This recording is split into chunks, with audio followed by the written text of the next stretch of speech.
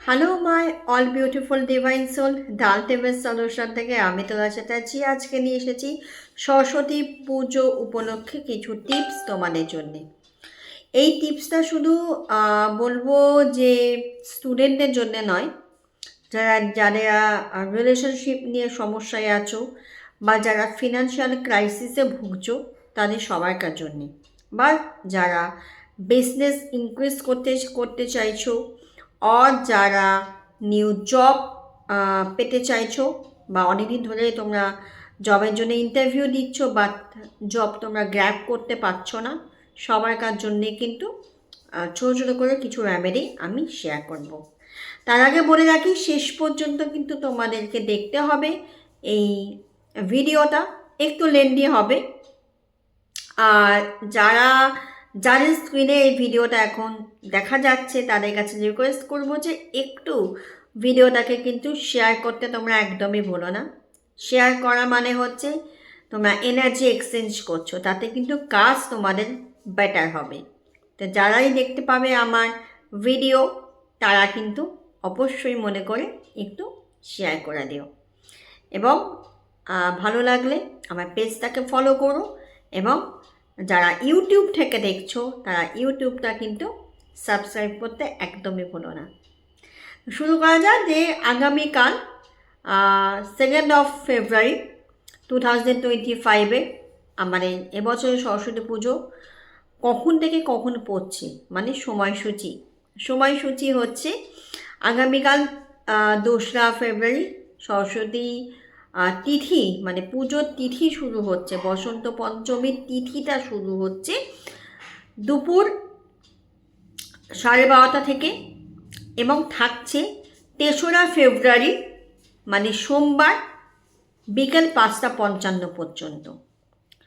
এবং পুজো করার খুব ভালো সময়, যদি সেটা ব্রাহ্মণ দিয়ে করাও বা তোমরা নিজেরা করো, তোমরা কিন্তু এই সময়টা চুজ করে নিতে পারো পুজো করার জন্য। সেটা হচ্ছে ঠিক 12:40 থেকে 3:35 পর্যন্ত।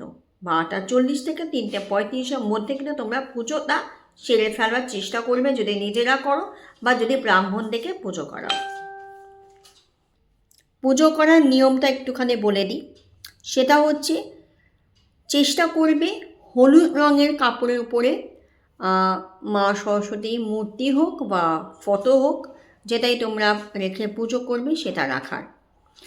হলুদ ফুল হলুদ মিষ্টি কিন্তু মা লক্ষ্মীকে নিবেদন করতেই হবে।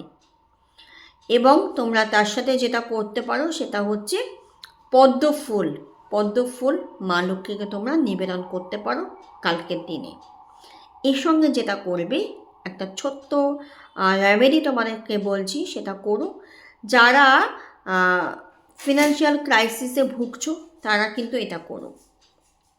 কি করবে না, কালকে 5টা কড়ি নেবে, 5টা শুকনো হলুদ নেবে, এবং 5টা হরিতকি নেবে, এবং একটা 1 টাকার কয়েন। আর যদি কারোর বাড়িতে রুপোর কয়েন থাকে তাহলে রুপোর কয়েন তোমরা অ্যাড করতে পারো, আলাদা করে কেনার কিছু নেই। যাদের নেই তারা 1 টাকার কয়েন দিয়ে করলেও চলবে। এই প্রত্যেকটা জিনিস একটা হলুদ রঙের কাপড়ে ভালো করে বেঁধে নিয়ে তোমরা যে শুভ মুহূর্তটা বললাম, যে সময়টা পুজো করার সময়, সেই সময়টা তোমরা মা সরস্বতী পায়ের কাছে রেখে দেবে। এবং পরের দিন যখন তিথি শেষ হয়ে যাচ্ছে তারপরে কিন্তু সেটাকে তুলে নিয়ে তোমাদের বিজনেসের জায়গায় রেখে দেবে। এবং যে কোনো রকমের বিজনেস রিলেটেড কাজে যখন তোমরা যাচ্ছ, নতুন কোনো প্রজেক্টে যাচ্ছ, বা তোমরা কোনো রকম কোনো বিজনেস রিলেটেড কোনো একটা ভালো কিছু হবে এই ভেবে যখন তোমরা যাচ্ছ, তখন অবশ্যই কিন্তু ওই গার্ডটা তোমরা কিন্তু ক্যারি করো নিজেদের সাথে। এবং মিরাক্কেল দেখবে যে কোনো ভালো জায়গায় গেলে কিন্তু সেটা মিরাক্কেলই খুব ভালো একটা রেজাল্ট তোমাদের লাইফে কিন্তু এনে দেবে। এবং যারা ফিনান্সিয়াল ক্রাইসিসে ভুগছো তারাও কিন্তু এটা করো, এটা সঙ্গে করে ক্যারি করো, নিজেদের ব্যাগে রেখে দিও। কিন্তু হ্যাঁ, নিজেদের ব্যাগে রাখলে একটা কথা তোমাদেরকে মাথায় রাখতে হবে, সেটা হচ্ছে কোনোভাবে কিন্তু মানে কোনো রকম কোনো আমিষ জাতীয় খাবার সে ব্যাগে কিন্তু নেওয়া যাবে না। যারা ব্যাগে করে আমিষ জাতীয় খাবার ক্যারি করো তারা কিন্তু এটা ব্যাগে রেখো না, তাহলে বাড়িতে রেখে দিয়ে যাবে। এবং যারা করো না তারা কিন্তু ব্যাগে করে এটা ক্যারি করতে পারো, তাতে তোমাদের ফিনান্সিয়াল ক্রাইসিসের দিকটা অনেকটা বেটার হয়ে যাবে, তোমরা সেটা নিজেরাই বুঝতে পারবে। এবার যেটা আসবো রিলেশনশিপের জন্য কি করবে, ওই যে পদ্ম ফুলটা বললাম, পদ্ম ফুলটা দেবে। পদ্ম ফুলটা দিয়ে বা দেবার আগে যখন তোমরা নিবেদন করছো বাঘ দেবীকে, তার আগে পদ্ম ফুলটা দুটো হাতের মাঝখানে নেবে। এবং যাদের রিলেশনশিপে ক্রাইসিস চলছে, ভীষণভাবে সমস্যা চলছে, ঝগড়া চলছে, বা যেগুলো রকমের এক খারাপ সিচুয়েশানে আছে রিলেশনশিপ, তারা কী করবে, ওই পদ্ম ফুলটা হাতে করে নিয়ে প্রথমে ম্যানিফেস্ট করে নেবে, মানে একটা তোমার মনে উইশটা বাঘ দেবীকে জানাবে। দেন ওই পদ্ম ফুলটা তোমার পার্টনারের নাম বলে, সেটা তোমার বয়ফ্রেন্ড হতে পারে, হাজব্যান্ড হতে পারে, যাদের যে সমস্যাটা তার নাম বলে এবং গোত্র বলে মা দেবীকে অর্পণ করবে। যখন এটা হয়ে গেল, মানে পুজোর যখন তিথিটা শেষ হয়ে গেল, তখন তোমরা কি করবে, ওই পদ্ম ফুলটা নিয়ে তোমাদের নিজেদের কাছে রেখে দেবে। যারা ধরো রিলেশনশিপে আছো, বিয়ে হয়নি, তারা এবারে একটা কোয়েশ্চেন করতেই পারো যে তারা তাহলে কী করবে। তারা যদি বয়ফ্রেন্ডের সঙ্গে একদমই কথাবার্তা না হয়ে থাকে, তাহলে তারা কী করবে, তারা সেই পদ্ম ফুলটা নিজের সঙ্গে ক্যারি করবে এবং রোজ ওটাকে হাতে করে নিয়ে ম্যানিফেস্ট করবে। এবং যাদের বিয়ে হয়ে গেছে, মানে সম্পর্কে আছো, একই সঙ্গে থাকো, তারা কি করবে, তারা সবসময় ওটা দুজনের মাঝখানে যে মানে বালিশের নিচে মাঝখানে, মানে বালিশের ঠিক নিচে বলবো না, দুটো বালিশের মাঝখানে রেখে শোয়ার চেষ্টা করবে। অন্তত 21 দিন এটা করো, এই রিচুয়ালসটা করো। সেই সময় একটুখানি খেয়াল রাখতে হবে কোনোভাবে যেন কোনো রকম কোনো খারাপ কোনো জিনিস যাতে ছোঁয়াছুঁয়ি না হয়, সেটা একটুখানি খেয়াল রাখতে হবে, ঠিক আছে? তো এইভাবে তোমরা করো, তাতে তোমাদের রিলেশনশিপের জায়গাটা বেটার হবে। ওকে, এরপরে আমি তো ফিনান্সিয়াল এবং রিলেশনশিপটা বলে দিলাম। এবার হচ্ছে স্টুডেন্ট যারা পড়াশোনা, যেটা মেনলি কালকে হয় আর কি, বাগদেবী আরাধনা করা হয়, তারা কি করবে, কাঁচা হলুদ বেটে নেবে।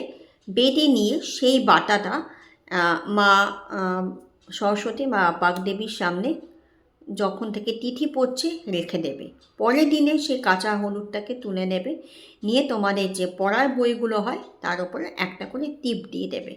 এবং অবশ্যই ওম সরস্বত্যই নমঃ এই মন্ত্রটা জপ করবে। মানে যে কটা বইতে তোমরা টিপ দেবে, সেই কটা বইতে দেওয়ার সময় কিন্তু এই ওম সরস্বত্যই নমঃ এই মন্ত্রটা উচ্চারণ করতে হবে। 11 বার করে করবে, তার বেশি করার দরকার নেই, 11 বার করে করলেই হবে। এটা হচ্ছে যারা যে কোনো রকমের এক্সাম দিচ্ছ, বা যারা নর্মাল স্টুডেন্ট, বা যারা পরীক্ষায় হয়তো পড়াশোনার মন বসে না তাদের জন্যে, বা যাদের হয়তো সামনে এক্সাম খুব টেনশন হচ্ছে কেমন হতে পারে রেজাল্ট, সেই কারণে প্রত্যেকের জন্যে কিন্তু এটা খুব একটা কার্যকরী টিপস। এটা তোমরা স্টুডেন্টরা করবে।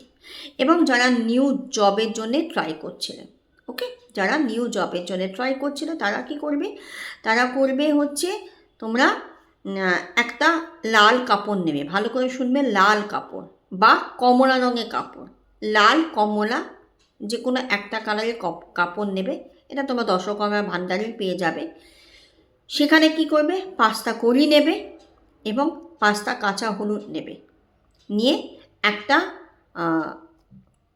তোমরা যেটাকে বলে দারচিনি, ঠিক আছে, দারচিনি ওটার মধ্যে দেবে, দিয়ে ওটাকে গাঁটটাকে ভালো করে বাঁধবে, বেঁধে মা সরস্বতীর কাছে রেখে দেবে। এবং তোমরা যখন যাবে যে কোনো ইন্টারভিউ দিতে যে কোনো জায়গায়, অবশ্যই কিন্তু ওটাকে ক্যারি করতে হবে সঙ্গে। অবশ্যই ওম সরস্বত্যই নমঃ এই মন্ত্রটি জপ করতে হবে, করে তারপরে তোমরা বেরোবে। দেখবে এই যে যারা হয়তো অনেক দিন ধরে তোমরা জবের জন্য ট্রাই করছিলে বাট পাচ্ছিলে না, তাদের কিন্তু এটা একটা মিরাক্কেল রেমেডি, যেটা করলে তোমরা নিজেরাই হাতে নাতে ফল পাবে এবং বুঝতে পারবে যে হ্যাঁ এটা কতটা কার্যকরী। কালকে এটা করো, এই যা যা রেমেডিগুলো বললাম খুব সহজ এবং খুবই ভালো। আরেকটা কথা যেটা বলবো সেটা হচ্ছে মা সরস্বতীকে তোমরা যাই ফল দাও না কেন, ওনার কিন্তু প্রিয় ফল বেদানা। বেদানা দিয়ে কিন্তু অবশ্যই পুজো দিতে একদমই ভুলো না। ফলের মধ্যে বেশিরভাগ হলুদ রঙের ফল রাখার চেষ্টা করবে, তার মধ্যে বেদানাটা কিন্তু রাখবে, কারণ বেদানা কিন্তু মা সরস্বতীর ভীষণ ভীষণ প্রিয় একটি ফল। আশা করি তোমাদের ভালো লাগলো, খুব উপকার পেলে। যদি উপকার পাও আবারও বলবো যে শেয়ার করতে, কমেন্টস করতে, লাইক করতে, এবং আরও কী তোমরা ভিডিও পেতে চাও সেটা জানাতে একদমই ভুলো না। থ্যাংক ইউ সবাইকে এতক্ষণ আমার ভিডিওটা দেখার জন্য। Thank you so much. সবাই খুব ভালো থেকো এবং আগামী দিনটা খুব ভালো করে কাটিও। আর অতি অবশ্যই কিন্তু কালকে ভেজটা খেও। চলো, টাটা।